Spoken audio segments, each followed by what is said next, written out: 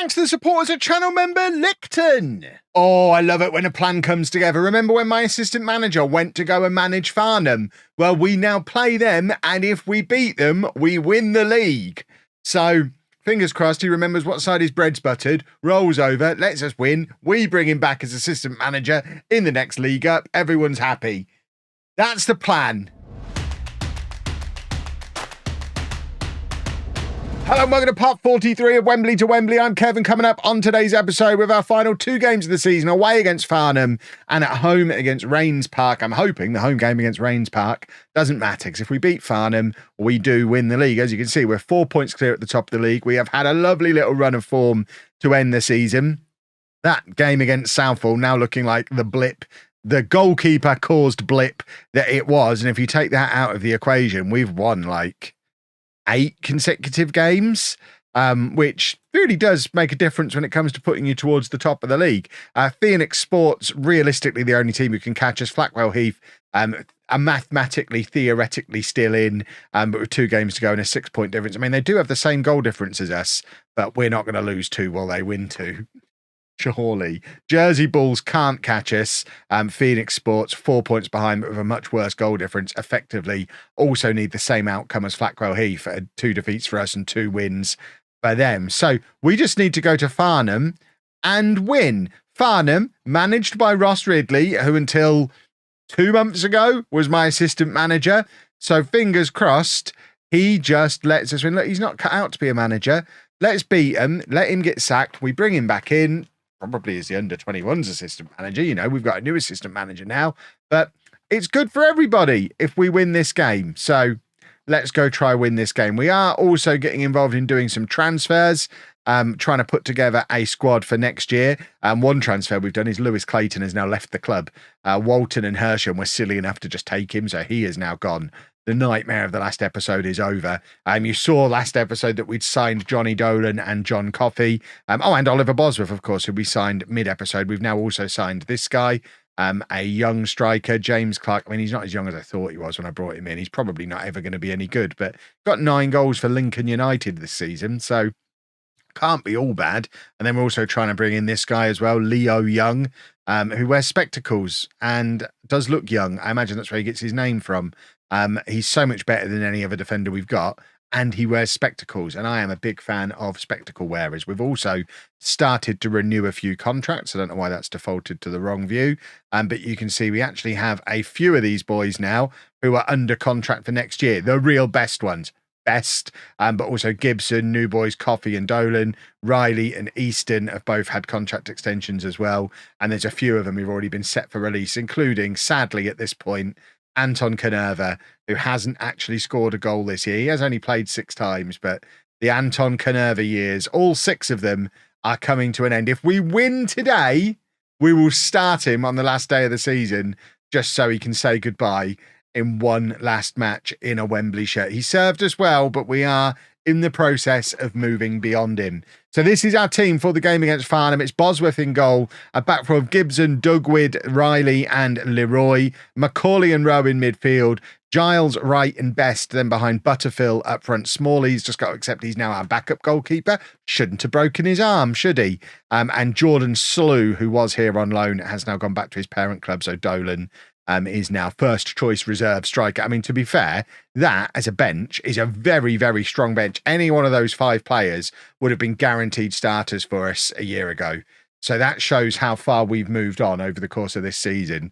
It's almost as if binning off the youth system and focusing on a core 17, 18 players was the way to go, and we should have been doing that from the start. My board forced me into it, and it seems to be working out in everybody's best interests in the end. Obviously, assuming we do get ourselves over this finish line, we do have the potential in us to bottle things massively today. Obviously, there's few managers in the league who know me and the way that we play better than this fella does. I've got a little bit of curly eyebrow there. That's no good. So they do have the potential to be rascals towards us, but hopefully we can de-rascal the situation. And look at that from Bosworth. It's good to have a proper goalkeeper again. If that had been Clayton in goal, it'd be 1-0 to Farnham. As we saw in yesterday's episode, didn't make a save. Just, oh, the ball's coming towards me. Best get out of the way. It stings when it hits me, I think was probably his thought process. But Bosworth quite happy to make saves, which is a lovely little novelty as far as goalkeepers are concerned. I'm being harsh on Smalley there, but like I say, shouldn't have broken his arm. He needs to realise how important arms are to goalkeepers. He's no use to me with only one arm. Right, still 0-0. We haven't actually had a shot yet, so Farnham have started pretty brightly, and we probably need to offer some encouragement to our boys to maybe get something going. We're just about edging possession, but still not creating anything at all. Flackwell Heath have taken the lead against Beckenham, which in isolation isn't really enough to be meaningful, because we'd still go into the last day. If we pick up this 1 point, I think we still go into the last day as champions, because they need us to lose both of our games. So it doesn't really matter what they do as long as we don't lose, because as everything stands at the moment, we're crowned champions today. Phoenix Sports drawing against Fisher, Flackwell Heath winning their game, but we'd still have that 4-point lead going into the final day. So that's quite important. Let's not concede. Although that being said, it would be nice if we could, maybe have a shot. That's lovely work from Giles. Giles, by the way, in double figures for goals and assists for us, has been a revelation on that left-hand side. Would love to bring him in permanently. Suspect we won't be able to, but I had my doubts when we brought him in. He has been brilliant, and here he is, cutting inside, plays it across. Butterfield's there, and Jack Butterfield with his 28th goal of the season, and that might just be the one that secures our spot in Tier 7. Just one league away at that point from the official playable Football Manager leagues. We'd be one below the National League South if we secure this promotion. Slowly but surely moving towards where we hoped we would be a lot quicker than we are. Phoenix Sports have taken the lead in their game. So now it is important that we win, because if we draw and they win, they are only 2 points behind us going to the final day and could then still win the league, which of course would mean no Anton Canerva on the last day. So it is important that we hold on to this victory from here. A win for us and nothing else matters. We win the league today, which would be jolly, jolly nice. Lifting the trophy with the sidemen watching. Wouldn't that be nice? Gibson with the in-swinger to the far post. Riley's there. Can't keep his header down. It remains 1-0. I would very much like the cushion of another one, please. Flackwell Heath still winning. Phoenix Sports still winning. Jersey Bulls have had the stuffing knocked out of them. Because in the last episode, they were the form team in the league. But clearly they had a little bit of a rough patch while we were having our happy fun time patch. Gibson is going to come off and Coffey will come on at left back. Tom Best, not been the best today. So we don't really have anyone who can play on the right hand side though. So we'll leave him on and we'll take off Macaulay and bring on Chambers. Who Macaulay's actually done really well to establish himself as our starter alongside Rowe, even with Chambers being as good as he is. It shows how well Macaulay has been playing on this little run as well. 10 minutes to go. And we are nearly there. Wright can come off for Dolan. Dolan is capable of playing in behind Butterfield. So we'll stick him in that little pocket of space, because then if we do need to throw him up front, we've got the option to do that as well. But good work from Best. And now Chambers forward to Rowe. Let's do a super goal. Giles gives the ball away though, and it's back with Farnham, and always back in a little bit of danger. Ball over the top. Coffey's not really got that covered properly, but Bosworth has, and he just looks very, very comfortable at this level. He's never going to actually have to play a lot of games for us down here in Tier 8, because he's come in, done 5 or 6, and we're going to be in Tier 7 next year. Almost certainly with Bosworth as our starting keeper next year, because he has been very good. Butterfield's in again to put the cherry on top, and we're going to Tier 7, boys and girls. Nobody can stop us now. It's 2-0, 29 goals for Butterfield, 2-0 away from home against Farnham, and that should be that. The question now, of course, is do we get a trophy lift? Because down here in non-league, sometimes they are a little bit glitched, and there's no guarantee that we get one. Goodness me, do I hope that we do, because we Flumin deserve one. This will be our first league win of the save so far, our second promotion. And like I say, one step closer to being able to sign actual footballers. That first time we can take that email that comes in at the end of the season telling you teams in England release youth players. I am so looking forward to the first time one of those agrees to join us on trial. We ask for them every year. None of them ever come in. But once we hit that point, that's the first accelerant. That's the first time we can get awesome young players. And then we're only a few years away from picking up wonder kids from next gen. Oh, it's all coming together. Oh, I'm a happy little chappy today. And look at this beautiful possession football that we play. We're a good footballing team. Best playing it across, looking for Butterfield, who of course is looking for a hat-trick on the day that seals it all. Unfortunately, it is saved. He's not able to pick up the hat-trick. Send Bosworth forward. He's been a key signing in this run-in.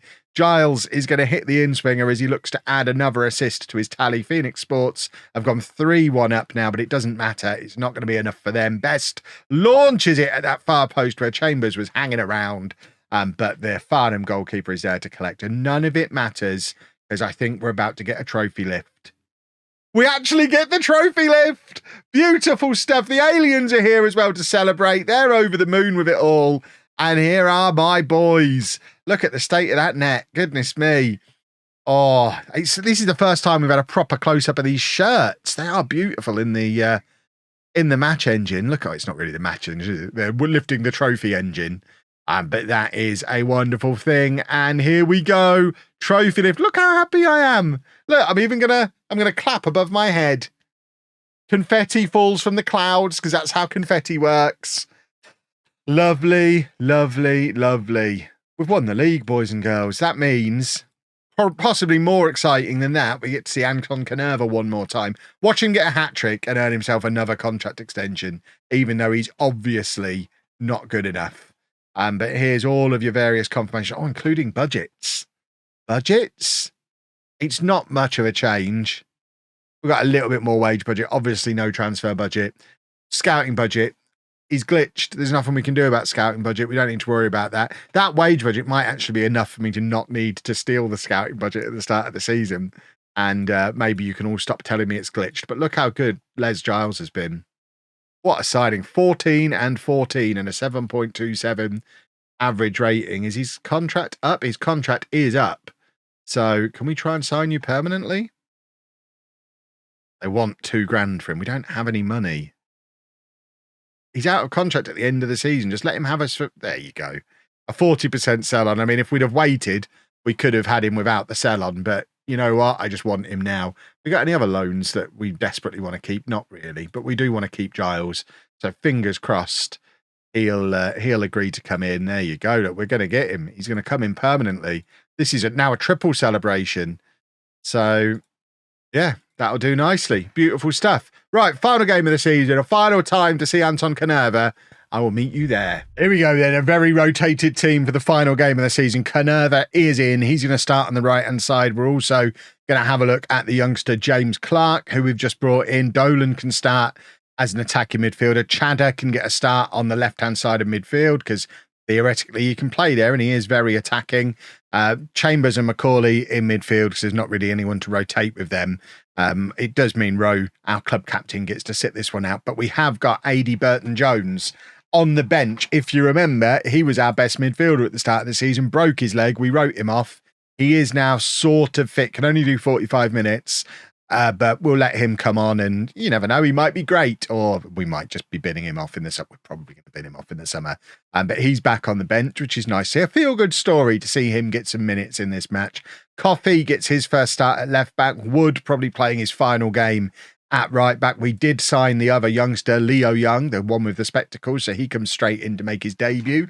No transfer windows at this level. Alongside Dugwid will be playing his last game before returning to his parent club. And Bosworth can stay in goal because I don't know how many games he needs to play to get a medal, but we should probably give him one more.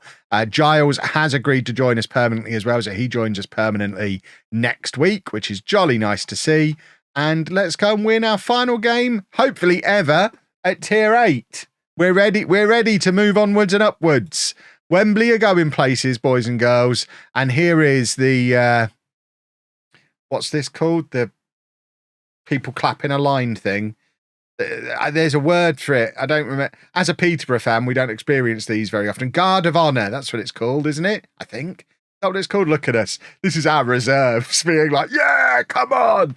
Our reserves getting all giddy in front of like 9 people who've turned up to cheer us on. But it's basically the same as when it happens in the Premier League.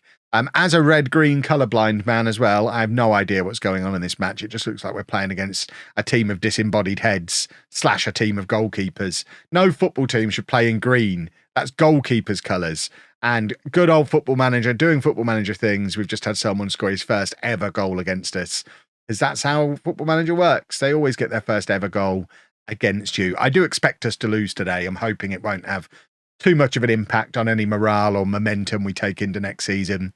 Hopefully the players recognise that it's a very rotated team. It's just, I really hope Canerva can grab one last goal. We're going to miss him. He's been a part of the furniture. He's 22 years old now. Remember when he was 16? He's 22 years old now. As far as I'm concerned, the storyline is he grew up around here. He's done 4 years at uni around here. But now he's moving on to get his real job and he has to move away from Wembley. And that's the only reason he's actually leaving. It's not a footballing decision. He'll go off and play for someone else near where his real job is. But he's done his college here. He's done his university here. And it's now time to leave the Wembley area. That's our official canonical reason for the departure of Anton Canerva. He never quite worked out the way we all hoped he would. And while I'm waffling absolute nonsense, this like I've had a player sent off. I don't even know what for, but we're now facing 10 men.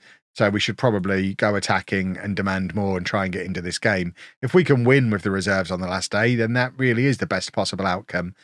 Plus, some of these players are effectively playing for a shirt for next season. Someone like Chadder, for example, he's been here a long time, but hasn't really been a regular starter. He's probably going to be leaving. But if he has an outstanding game here, he might just earn himself a contract extension. We have a bigger budget for next year now, but again, the likes of Dolan, Clark, how they play now is going to have a big say in whether or not I feel the need to go and sign another striker to compete with Butterfield next year, or have we already got him here? We don't know. It might be one of Dolan or Clark. Canerva is in, plays it across to Clark, and there is a goal for Clark. It's his 10th of the season, apparently, so he's been scoring them before coming in here, and now he's scored on his debut for us as well, so Maybe we don't need to go and grab another one. We've got Butterfield, and now we've got Clark, who apparently can score goals as well.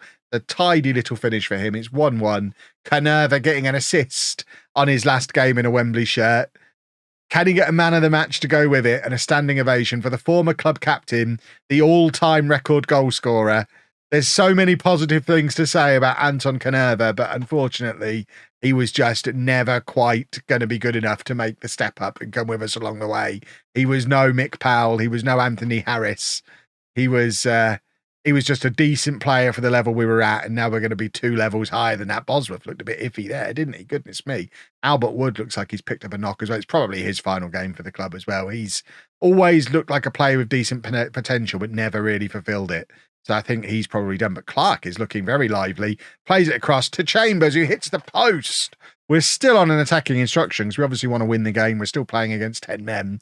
But Wood does need to come off now. So he can come off for Riley. And I think this is a decent opportunity to bring on AD Burton-Jones for what might be his last ever game for the club. Or it might be his glorious return after being out for basically a year. It's been a good 8-9 months, maybe even longer. He only played a couple of matches at the start of the season. We didn't think we'd ever see him again. So to have him back in a Wembley shirt, even if it's just for one last time before he gets released, because he is only a 2-star current ability player now, costing a year of development at his age is not ideal, especially at this level. He didn't even get to see a specialist. What a monster, not taking him to a specialist. Clark looking lively again. I tell you what, Clark looks decent. And for our final substitution, I think we bring on Les Giles to celebrate the fact that he is now a permanent Wembley player. 15 minutes to go. His first game since joining us permanently, or since agreeing to join us permanently. He's not actually joined us until next week, but the fans all know that he's agreed to be back here with us next year. So let's bring him on for 15 minutes and let everyone chant his name. Burton-Jones gave the ball away there, and Bosworth flailing a little bit again. But I think he had it covered. Our XG suggests that the players playing up front for us today aren't as clinical, aren't as efficient as maybe they could be. I've said lots of positive things about Clark, but he maybe should have scored more than one goal. They can't be that rough with Burton Jones. He's only got like 1 3/4 legs at the moment. You got to be careful with him. Right, Giles charging forward, showing why he was such a key player to have tied down for next season. And now Dugwid plays it forward to Giles. Burton Jones driving it forward to Clark, back with Macaulay. Riley, who is playing out of position at right back, but we saw an episode or two ago that he is capable of scoring a beautiful goal. So he's got some skills about him. I think he can manage right back. Macaulay now across to Burton Jones. Oh, if he'd have scored there, I'd have given him a year's extension. That would have been enough. But unfortunately, he wasn't able to keep it down. But we do have a corner, and it's going to be Giles to take. This is where a lot of his assists have come from. He does have nice set-piece delivery. This one's going to be an outswinger, and fingers crossed will be the winning goal for today. Riley is there. I thought he got a proper connection to it. He didn't. And it's now with Canerva. Might be the last time we ever see Anton Canerva in a highlight. Macaulay across to Coffey. Coffey trying to find a cross. He's been clattered there, and I think they might be going down to 9 men.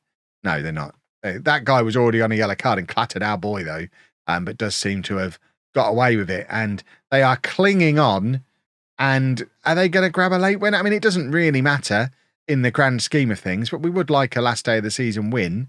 It's just for the feel-good factor of it all. We're actually going to lose, though. And that's a stunning goal. Bosworth probably should do a little bit better with it, but to be fair, if someone does a hit like that at any level, you can't really be blaming the goalkeeper. Let's just see what part of the goal it ends up in. The back of it, obviously, but just absolutely thunders it. Yeah, Bosworth doesn't stand a chance there. Can't hold that against him. We'll go very attacking. We'll demand more, but it doesn't really matter. We'll do a lap of honour. We've won the league, and that's all that really matters. In the end, only won it by 1 point because Phoenix Sports did win on the last day, so maybe they'll get promoted and come with us. And it looks like we're finally leaving Rayners Lane behind, because I think they got relegated as we got promoted. So our days of them following us through the leagues are over, because we're now going to be 2 away from them. So goodbye, Rayners Lane. And hello, Tier 7, where we will be playing next year. Drakos obviously can leave. He's not good enough. And now we need to start thinking in terms of putting together a team to take on the next tier up. It's very, very exciting. If you've enjoyed that, please make sure you leave a nice big thumbs up on there for me. Subscribe to the channel for daily Football Manager videos. And thank you very much for watching.